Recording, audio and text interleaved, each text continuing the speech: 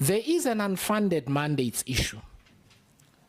And I'm going to use street language to characterize the problem. You end up robbing Peter to pay Paul within the department, which leads to the unauthorized expenditure in terms of a personnel cost because you spend on your reserve force. And we were told, unless I speak under correction, that some of the expenditure that was supposed to go to the armored vehicles ended up being used for personnel costs. That is a terrifying thing to witness or to receive a report on, because in the defense environment, I don't need to tell you and your senior officers here, every decision has deadly consequences in that people can die. And people do die. So when you see these shifts where things appear to be messy in this way, it is deeply concerning, and I'd like you to comment on it.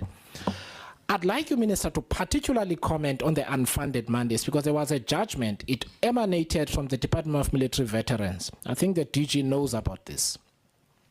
The wellness contract that went to the Supreme Court of Appeal, where the Supreme Court of Appeal said it is unlawful for government agencies and departments to commit themselves to obligations for which they know there is no money. That, unfortunately, forces us, Minister, to go into some of your understanding of that policy area, because I don't think it's enough to say that decisions get taken elsewhere, to commit troops elsewhere.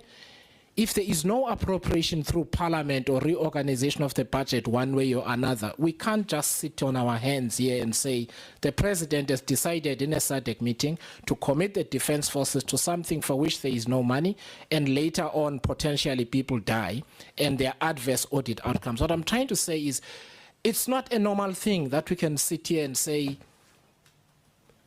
and our job is to take up the issue with the President if we must, but it's something that it appears cannot continue on its face. But there is also a judgment on the table that says, do not commit yourself to things for which you know there is no money.